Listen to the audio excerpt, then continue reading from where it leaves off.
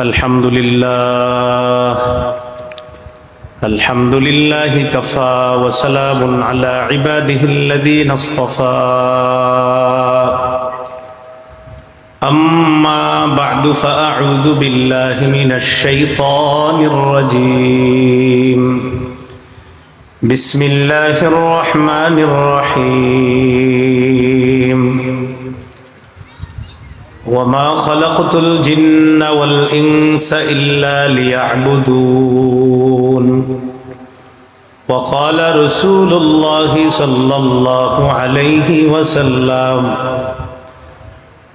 العبادة في الهرج كهجرة إلي أو كما قال عليه الصلاة والسلام اللهم صل على محمد وعلى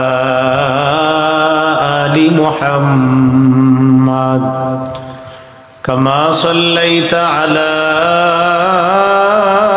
إبراهيم وعلى آل إبراهيم إنك حميد مجيد اللهم بارك على محمد وعلى آل محمد كما باركت على إبراهيم وعلى آل إبراهيم إنك حميد مجيد اللهم إني أعوذ بك من شر لساني ومن شر سمعي ومن شر بصري ومن شر مني মোহাম্মদ আলী খান দারুল উলুম মাদ্রাসার উদ্যোগে আয়োজিত মাসিক ইসলাহি মাহফিল গুরুত্বপূর্ণ আলোচনা করবেন আল্লামা আব্দুল বাসেত খান দামাত বরকাতুহুল আলিয়া সিরাজগঞ্জ। হুজুর রাস্তায় আছে, কিছুক্ষণের মধ্যে ইনশাআল্লাহ উপস্থিত হবে আশাবাদী আমরা। নিবেদক হাফেজ মাওলানা হাবিবুল্লাহ মিসবাহ মুহতামি মত্র মাদ্রাসা। উপস্থিত হযরত উলামায়ে কেরাম, মুসলমান ভাইরা, আল্লাহ তাআলার দরবারে শুকরিয়া আদায় করছি আল্লাহ আমাদেরকে এই মাহফিলে উপস্থিত হওয়ার তৌফিক দান করেছেন বলি আলহামদুলিল্লাহ। আমি আপনাদের সামনে সূরাতুজ জারিয়াতের 56 নম্বর আয়াতে কারিমা তেলাওয়াত করেছি। এই আয়াতে আল্লাহ তাআলা জিন ইনসান সৃষ্টির উদ্দেশ্য সম্পর্কে আলোচনা করেছেন। আল্লাহ বলেন ওয়ামা খালাকতুল জিন্না ওয়াল ইনসা ইল্লা লিয়াবুদুন। জিন ইনসানকে সৃষ্টি করেছে আমার ইবাদত করার জন্য। প্রশ্ন আসে, ইবাদত কতদিন করব? সূরাতুল হিজরের 99 নম্বর আয়াতে আল্লাহ বলেন ওয়া'বুদ রাব্বাকা হাত্তা ইয়াতিয়াকাল ইয়াকিন। মৃত্যু আসা পর্যন্ত তুমি তোমার রবের ইবাদত করো। এখান থেকে আরেকটি কথা বুঝে আসে, প্রত্যেকের মৃত্যু হয়ে যাবে, এই কথা নিশ্চিত এবং চূড়ান্ত। সূরা আনকাবুতের 57 নম্বর আয়াতে আল্লাহ বলেন কুল্লু নাফসিন যায়িকাতুল মাউত। প্রতিটি নফস মৃত্যুর স্বাদ গ্রহণ করবে। তিনটি গুরুত্বপূর্ণ কথা আমরা ইতিমধ্যে শিখে ফেললাম। আমি আপনি এখানে আমরা যারা আছি এবং সারা পৃথিবীর যত জিন ইনসান আছে সকলকে আল্লাহ সৃষ্টি করেছেন ইবাদত করার জন্য। দ্বিতীয় যে বিষয়টি শিখলাম, ইবাদত করব কতদিন? মৃত্যু পর্যন্ত। তৃতীয় যে বিষয়টি শিখলাম, প্রতিটি নফস মৃত্যুর স্বাদ গ্রহণ করবে। কোন মানুষ যদি পলায়ন করে মৃত্যু থেকে, এই পলায়ন তার কোনো কাজে আসবে না। সূরা আহজাবের 16 নম্বর আয়াতে আল্লাহ বলেন قل لن ينفعكم الفرار إن فررتم من الموت নবী আপনি বলে দিন, যদি তোমরা মৃত্যু থেকে পালিয়ে বেড়াও, এই পালিয়ে বেড়ানো তোমাদের কিছুতেই কোনো কাজে আসবে না। সূরা নিসার ৭৮ নম্বর আয়াতে আল্লাহ বলেন, আইনামা তাকুনু ইউদরিকুমুল মাউত, তোমরা যেখানেই থাকো মৃত্যু তোমাদেরকে পাকড়াও করবে। সূরা জুমুয়ার ৮ নম্বর আয়াতে আল্লাহ বলেন, কুল ইন্নাল মাউতাল্লাযী তাফিররুনা মিনহু ফাইন্নাহু মুলাকীকুম, নবী আপনি বলে দিন, নিশ্চয়ই যে মৃত্যু থেকে তোমরা পালিয়ে বেড়াও, এই মৃত্যু তোমাদের সাথে সাক্ষাৎ করবে। সূরা আরাফের ৩৪ এবং সূরা ইউনূসের ৪৯ নম্বর আয়াতে আল্লাহ বলেন, লিকুল্লি উম্মাতিন আজাল ইযা জাআ আজালুহুম ফালা ইস্তাখিরুনা সাআতাও ওয়ালা ইস্তাকদিমুন, প্রত্যেকটি উম্মতের মৃত্যুর সময় নির্ধারণ করা। যখন মৃত্যু চলে আসবে তখন আগেও না পরেও না, তার নির্ধারিত সময় তার মৃত্যু হয়ে যাবে। অন্য আয়াতে আল্লাহ বলেন, ইন্না আজালাল্লাহি লাআত, নিশ্চয়ই আল্লাহর নির্ধারিত সময় এটা অবশ্যই এসে যাবে।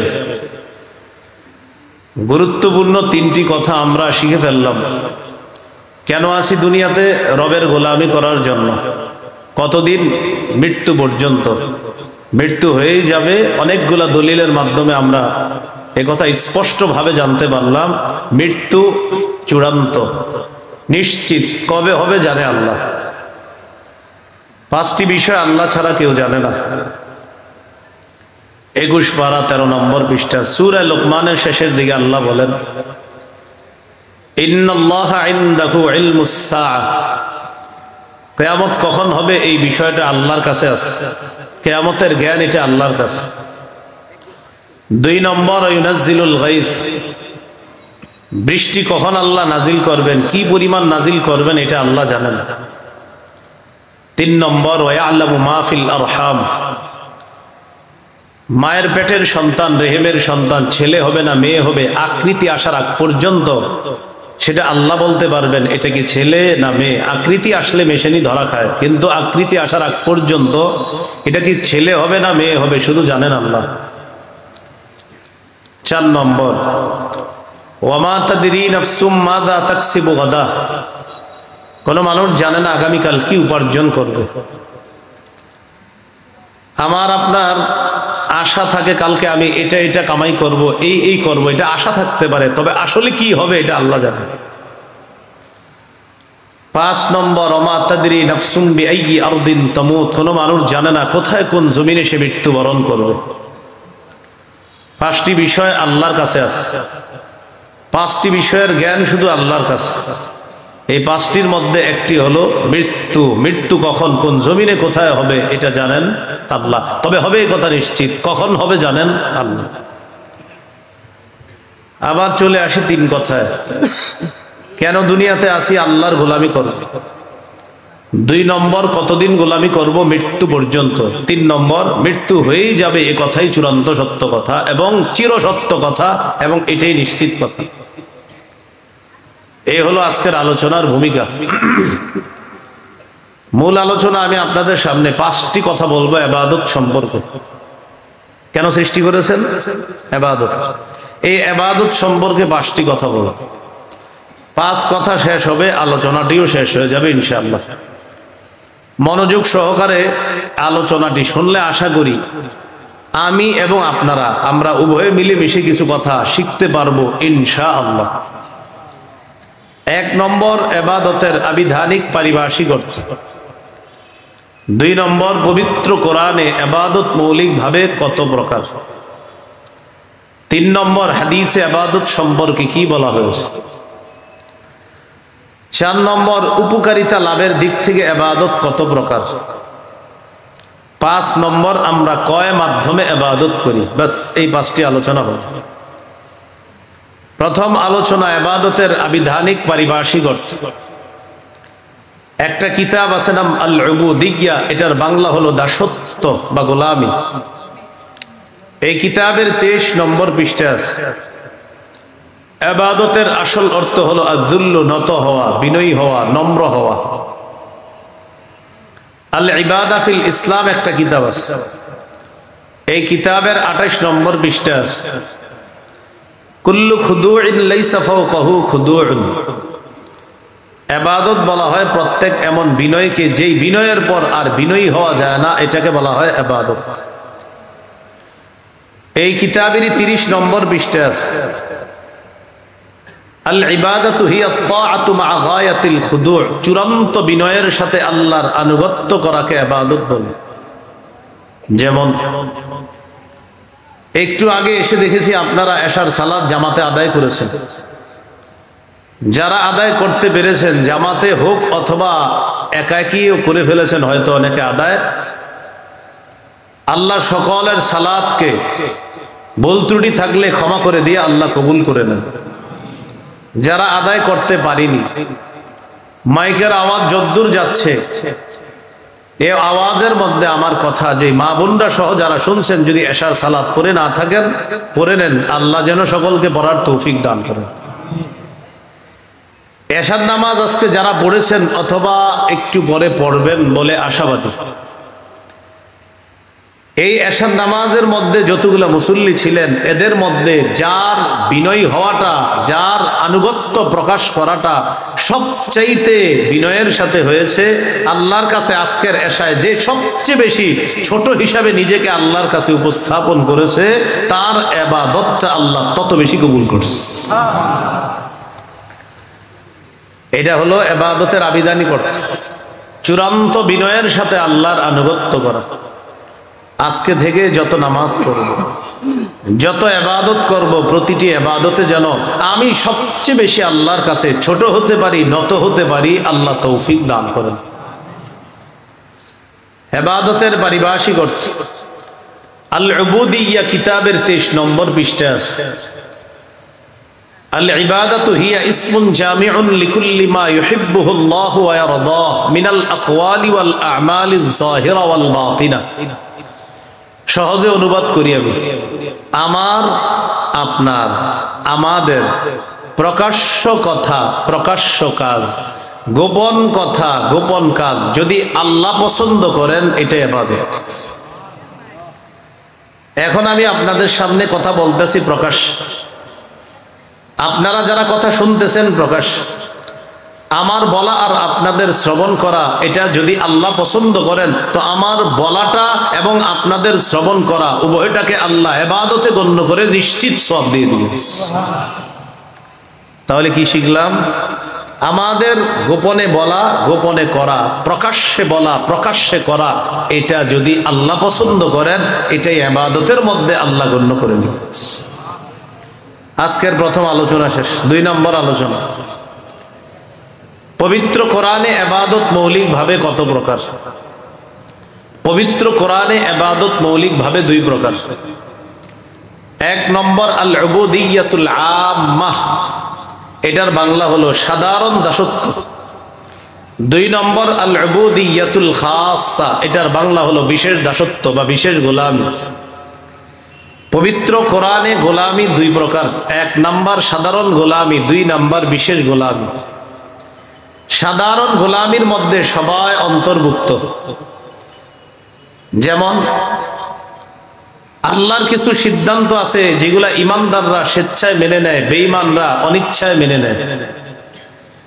অসুস্থ হওয়া ইমানদাররা এটা স্বেচ্ছায় মেনে নেয়, এটা ইমানদাররা মেনে নেয় যে আল্লাহর ফয়সালা, আমি অসুস্থ হয়েছি। বেঈমানরা অসুস্থ হয়, ফয়সালাটা কার? বলেন কার? কিন্তু বেঈমানরা এটা মেনে নেয় না, কিন্তু ফয়সালা কার? আল্লাহ। তো আল্লাহর এই ফয়সালা তারা ফিরাইতেও পারে না। এই যে ফিরাইতে পারে না, এর মানে না চাইলেও এখানে তারা আল্লাহর সিদ্ধান্ত মেনে নিতে হচ্ছে। এটাকে বলা হয় সাধারণ দাসত্ব।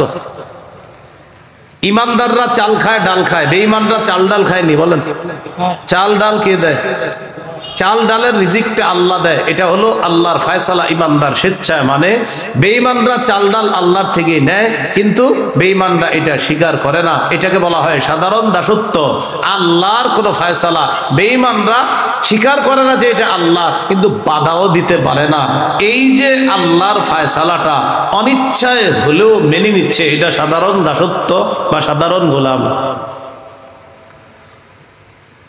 সূরা মারিয়ামের 93 নম্বর আয়াতে আল্লাহ বলেন, ইন কুল্লু মান ফিস সামাওয়াতি ওয়াল আরদি ইল্লা আতির রহমানি আবদা।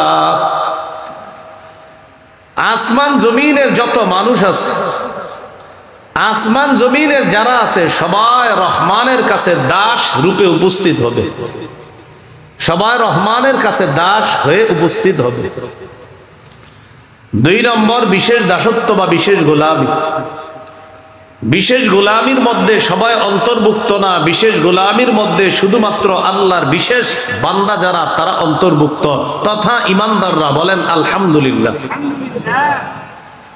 সূরা ফুরকানের 63 নম্বর আয়াতে আল্লাহ বলেন, ওয়া ইবাদুর রহমানিল্লাযীনা ইয়ামশুনা আলাল আরদি হাওনা। রহমানের বান্দা তারা যারা জমিনে নত হয়ে চলে, বিনয়ী হয়ে চলে। দুনিয়ার মধ্যে সবাই নত হয়ে চলে না। ইমানদার যারা আল্লাহর কাছে আত্মসমর্পণকারী মুসলমান, তারা বিনয়ী হয়ে চলে। এই বিনয়ী মানুষগুলাকে আল্লাহ বিশেষ মর্যাদায় আল্লাহর জান্নাত দান করবেন, কারণ তারা বিশেষ। বলেন তারা কি বিশেষ? আল্লাহ আমাকে আপনাকে সকলকে বিশেষ বান্দা হয়ে যেন আল্লাহ তাআলার বিশেষ বান্দা হিসাবে জান্নাতে যেতে পারি, আল্লাহ তৌফিক দান করেন। এই হলো আজকের 2 নম্বর আলোচনা। আজকের 3 নম্বর আলোচনা, পবিত্র হাদিসে ইবাদত সম্পর্কে কি বলা হয়েছে, এই ব্যাপারে কয়েকটি দৃষ্টান্ত আমরা জানব। দৃষ্টান্ত নাম্বার 1, আবু দাউদের 1479 নম্বর হাদিস। রাসূলুল্লাহ সাল্লাল্লাহু আলাইহি ওয়াসাল্লাম বলেন, আদ-দুআউ হুয়াল ইবাদা। দোয়া করাটা এটাও একটা ইবাদত। দোয়া করাটাই ইবাদত। জুতা কিনতে গেলেন, আল্লাহকে বললেন, আল্লাহ আমি জুতা কিনবো, আমার জুতাটা যেন ভালো হয়, এটা আল্লাহকে বললেন। এই যে বললেন আল্লাহকে, এটাই ইবাদত হয়ে গেছে, সওয়াব পেয়ে গেছে। আল্লাহ আমার জুতার ফিতা ছিঁড়ে গিয়েছে, আমি জুতার ফিতা ক্রয় করার জন্য বাজারে যাচ্ছি, এটা যেন ভালো মানের একটা ফিতা পাই, এটা আল্লাহকে বলছেন আপনি। বাস এই যে বললেন, ইবাদত হয়ে গেছে, সওয়াব পেয়ে গেছে। আল্লাহ আমি একটা সুই ক্রয় করার জন্য বাজারে যাচ্ছি, আমার এই সুইটা যেন মানুষের জন্য ক্ষতিকারক না হয়, আল্লাহকে যে আপনি বললেন, এই বলাটা ইবাদতের অন্তর্ভুক্ত হয়ে গেছে। মনে থাকবে কথাগুলা? আল্লাহ আমি আমার অসুস্থ খালাকে, মামাকে দেখার জন্য রওনা করলাম, আমার সফরকে আপনি সহজ করে দিয়েন, নিরাপদ করে দিয়েন। আমি যেন নিরাপত্তার সাথে, নিরাপদে, জান মালের অ্যাক্সিডেন্ট থেকে হেফাজত হয়ে আমি আমার অসুস্থ খালাকে দেখে আবার যেন আমি নিরাপদে ফিরে আসতে পারি, এটা আল্লাহকে আপনি বললেন। আপনি এই বলাটা ইবাদতে গণ্য হয়ে গেছে, আপনি সওয়াব পেয়ে গেছেন। এটা কি বলেন? আল্লাহকে আপনি বললেন, আল্লাহ আমি এখন একটা টিস্যু ক্রয় করব, এই টিস্যুটা যেন আমার নাকের জন্য ক্ষতিকারক না হয়, এটার ঘ্রাণ যেন আমার জন্য কোনো অস্বস্তির কারণ না হয়, এটা আল্লাহকে বললেন। এটাও আপনার ইবাদতে গণ্য হয়ে যাবে। এই জন্য বুঝাইতে চাইলাম, দোয়া করা ইবাদত। ছোট থেকে ছোট এগুলাও রাসূল সাল্লাল্লাহু আলাইহি সাল্লাম বলছে আল্লাহর কাছে চাও। এই জন্য আল্লাহর কাছে খুব বেশি পরিমাণে দোয়া করা, চাওয়া। কত পরিমাণ চাইবেন? আমার পাশে যিনি বসা আলেমে দিন, তিনি যদি আমাকে 3-4 বার ডাক দেয়, 5 বারের বার আমি রাগ হয়ে বলবো, কি হয়েছে আপনি বলেন, এতবার ডাকেন কেন? রাগ হয়ে যাবে। একবারে বলবো বলেন, আবার বলবে বলবো বলেন, আবার বলবে বলবো বলেন, আবার বললে একটু রাগ হয়ে বলবো হ্যাঁ বলেন, আবার বললে আরে কি হয়েছে বলেন। মানুষকে বারবার ডাকলে মানুষ রাগ করে, আল্লাহকে না ডাকলে আল্লাহ রাগ করে। মানুষকে বারবার ডাকলে রাগ হয়ে যায়, এত বেটার বেটার করেন কেন বলে ফেলে। আল্লাহকে না ডাকলে আল্লাহ রাগ করে। সুবহানাল্লাহ।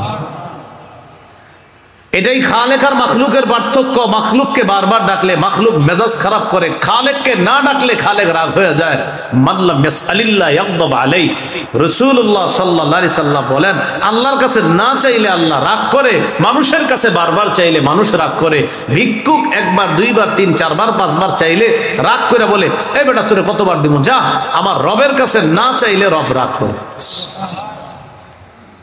এবার আপনারা আমারে বলেন, রবকে কতবার ডাকা দরকার? বলেন হিসাব ছাড়া। বলেন কতবার ডাকা দরকার? কারণ আমার রব না ডাকলে রাগ করে। এই জন্য আল্লাহর কাছে খুব বেশি দোয়া করা। এখানে গুরুত্বপূর্ণ একটি কথা আপনাদেরকে বলি। অনেকে আছে আমরা আল্লাহর কাছে দোয়া করি, কিন্তু যেই মুহূর্তে দোয়াটা করি ওই সময় অনুযায়ী অনেক সময় আমার দোয়াটা মঞ্জুর হয় না। আল্লাহর কাছে আপনি দোয়া করে বললেন, আল্লাহ আগামী মাসের 1 তারিখে আমার একটা চাকরির ইন্টারভিউ আছে, আমার ইন্টারভিউটা যেন সহজ হয়, আমি যেন চাকরিটা পেয়ে যাই। আল্লাহ আমার চাকরিটা খুব দরকার, এটা আল্লাহকে আপনি বললেন। প্রথম কথা হলো আল্লাহকে যে এই মাসে পুরা প্রতিদিন বলতেছেন, এই যতবার বলতেছেন ততবার ইবাদত হিসাবে এটা অন্তর্ভুক্ত হয়ে যাচ্ছে। আপনার ইবাদতের লিস্টে এই বলাটা যোগ হয়ে যাচ্ছে, আবার সওয়াবও পেয়ে যাচ্ছেন। এটা প্রথম কথা। দ্বিতীয় কথা, আগামী মাসের 1 তারিখে ইন্টারভিউ দিয়েছেন, চাকরি হয় না, ইন্টারভিউ ভালো হয় না। এখন আপনি ইমাম সাহেবরা এসে ধরছেন, হুজুর এতবার কইলাম, হইল না। এই জন্য মনে রাখবেন, বলেন আজকে থেকে যত দোয়া করব, সবাই বলেন, দোয়া করার পর 4টি কথা মাথায় রাখবো। 1, হয়তো আমার রব নগদ দোয়াটি কবুল করবেন। 2, নগদ কবুল না করে আমার জন্য যখন মঙ্গল তখন কবুল করব। 3, আমার এই দোয়াটি কবুল না করে প্রার্থনাকৃত বিষয়টি আল্লাহ না দিয়ে অন্য একটি বিপদ থেকে আমাকে উদ্ধার করবে। 4, উপরোক্ত 3টি যদি না হয়, আখিরাতে নিশ্চিত এই কবুল না করা দোয়ার প্রতিদান আল্লাহ দিয়ে দিবে। কয় কথা মাথায় রাখা? 4 কথা। জান্নাতে অনেক ব্যক্তির মর্যাদা বাড়বে। ওই ব্যক্তি বলবে, আল্লাহ আমার এত মর্যাদা বাড়তেছে। আল্লাহ তাআলা বলবেন, তোমার অনেকগুলা দোয়া আমার কাছে করেছো, আমি সবগুলা দোয়ায় সাড়া দিছি, যতবার বলেছো সাড়া দিছি, বাকি সবগুলা আমি মঞ্জুর করি নাই। তোমার যেগুলো কল্যাণকর ছিল সেগুলা দুনিয়াতে মঞ্জুর করে দিয়েছি, যেগুলা কল্যাণকর তোমার জন্য দুনিয়াতে আমি মনে করি নাই সেগুলা মঞ্জুর করি নাই। এখন মঞ্জুর যেহেতু করি নাই, আখিরাতে তোমাকে দিয়ে দিলাম, এই কারণে তোমার এত মর্যাদা আমি বাড়ায় দিলাম। কোন বর্ণনায় এসেছে ওই ব্যক্তি তখন বলবে, ইস দুনিয়াতে যদি আমার আরো কিছু দোয়া কবুল না হইতো তো মর্যাদা আরো বাড়ত। তাহলে আল্লাহর কাছে যে দোয়াটা করব, আমার চাওয়া অনুযায়ী আল্লাহ দিয়ে দিবে। যে আগামী মাসের 1 তারিখে আল্লাহ আমার যেন চাকরিটা হয়, হতে পারে ওই দিনই হয়ে যাবে। 2 নাম্বার কি, ওই দিন হবে না, আমার মঙ্গল অনুযায়ী চাকরিটা হবে, তো ওই দিন চাকরিটা আমার হয় নাই।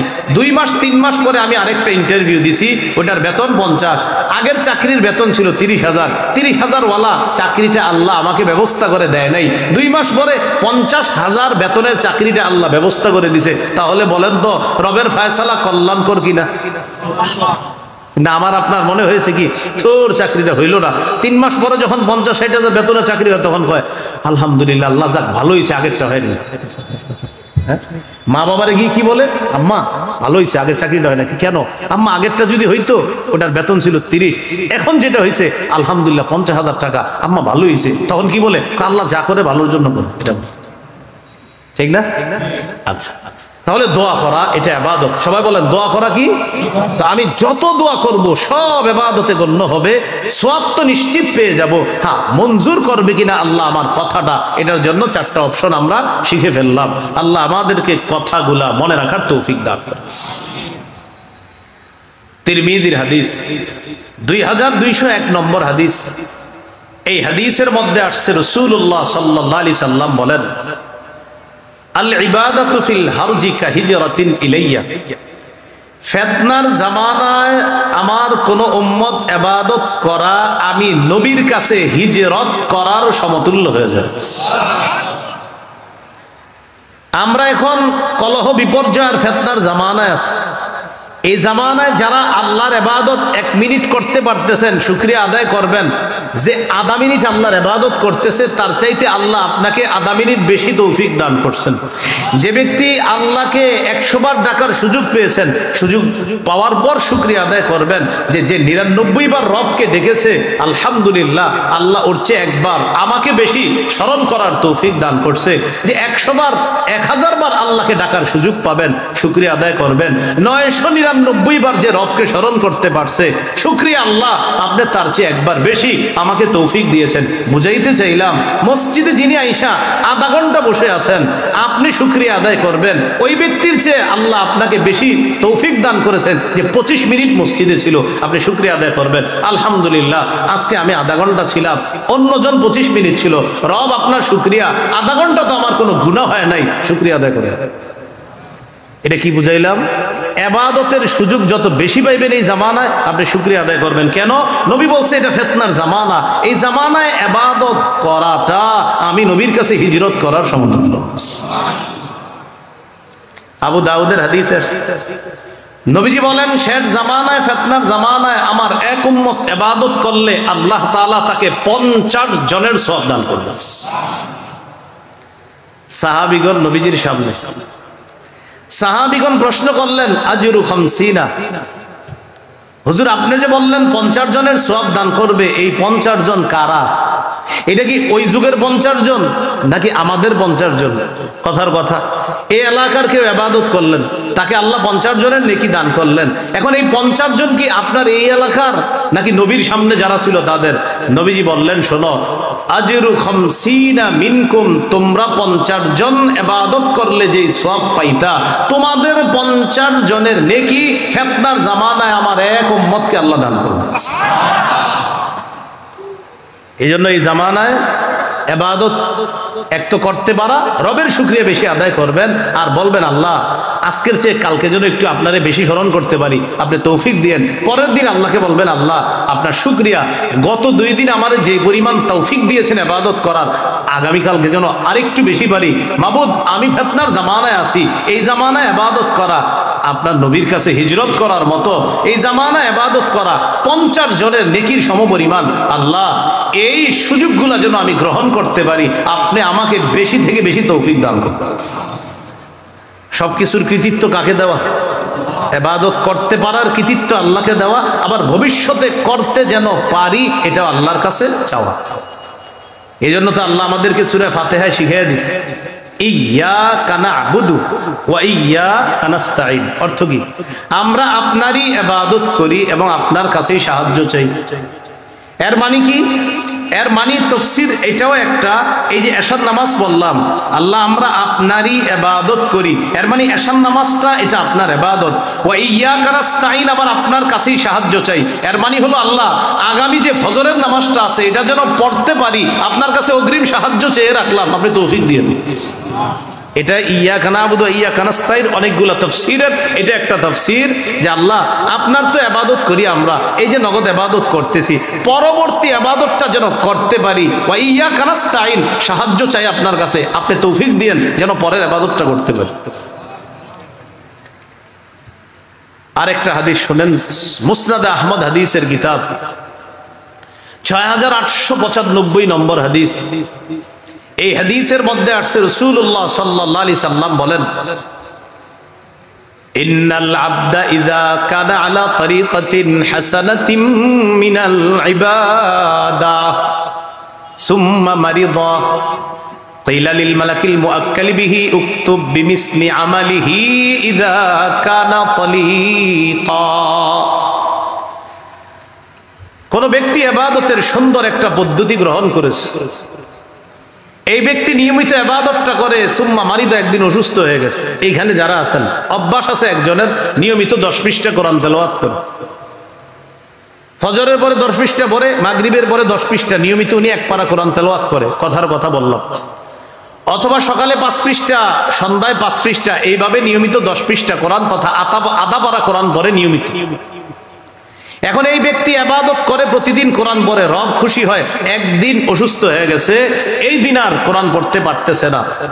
হাদিসে আসছে, নবীজি বলেন, কোন বান্দা যদি ইবাদতের সুন্দর একটা পদ্ধতি গ্রহণ করার পর অসুস্থ হয়ে যায়, আর যদি সে ওই ইবাদতটা করতে না পারে, আপনি প্রতিদিন কোরআন পড়তেন, হঠাৎ আজকে অসুস্থ হয়ে গেছেন, আজকে ইবাদতটা করতে পারেন না, আপনি যেই টাইমে কোরআনটা পড়তেন ওই টাইমে উজরের কারণে শুয়ে আছেন, আল্লাহ ফেরেশতাকে বলে, ও ফেরেশতা, আমার বান্দা সুস্থ থাকলে আজকে ইবাদত করত, ও মাজুর, উজরের কারণে আজকে ইবাদত করতে পারতেছে না, সমস্যা কি? আমি আল্লাহ তো কম দিতে পারি না। ও এই টাইমে অন্যান্য দিন ইবাদত করলে যে সওয়াবগুলা লেখতা, আজকেও ইবাদত না করলেও অতীতের সওয়াবগুলার মতো আজকেও সওয়াব লিপিবদ্ধ করে দাও। এজন্য বলেন, ইবাদত করবেন নি? সবাই বলেন, আল্লাহ তৌফিক দান করেন। তাহলে দোয়া করা, বলেন ইবাদত, দোয়া করা, এই যুগে ইবাদত করা নবীর কাছে কি করা সমতুল্য? হিজরত করার। আর আরেকটা জানলাম, নিয়মিত সুন্দর ইবাদত যদি করতে পারি, হঠাৎ অসুস্থ হয়ে গেল, আল্লাহ মায়া করে ওই ইবাদত করাকালীন যে সওয়াবটা আল্লাহ দিতেন, ওজরের কারণে শুয়ে আছি, আল্লাহ সওয়াব বন্ধ করবেন না। সুবহানাল্লাহ। আরেকটা হাদিস শুনেন, সহিহুল জামে হাদিসের কিতাব 4214 নম্বর হাদিস। এই হাদিসের মধ্যে আসছে, ফাদলুল ইলমি আহাব্বু ইলাইয়া মিন ফাদলিল ইবাদাহ। সাধারণ জনগণের নফল ইবাদতের মর্যাদার চাইতে আলেমের ইলম অন্বেষণের মর্যাদা আমি নবীর কাছে আরো বেশি দামি। সুবহানাল্লাহ। সাধারণ জনগণের নফল ইবাদতের মর্যাদা অনেক বেশি। আলেম এলেম অন্বেষণ করে ঘরে বৈশা বৈশা, এই আলেমের এলেম অন্বেষণের মর্যাদা সাধারণ জনগণের নফল ইবাদতের মর্যাদার চাইতে ক্ষেত্র বিশেষ নবীর কাছে বেশি প্রিয়, বেশি দামি। এটার কারণ কি? একজন আলেমের এলেম অন্বেষণ করার পর, সঠিক বিদ্যা অর্জন করার পর, তার এই সঠিক বিদ্যা একটা জাতির পরিবর্তন হয়, একটা সমাজের পরিবর্তন হয়। এই জন্য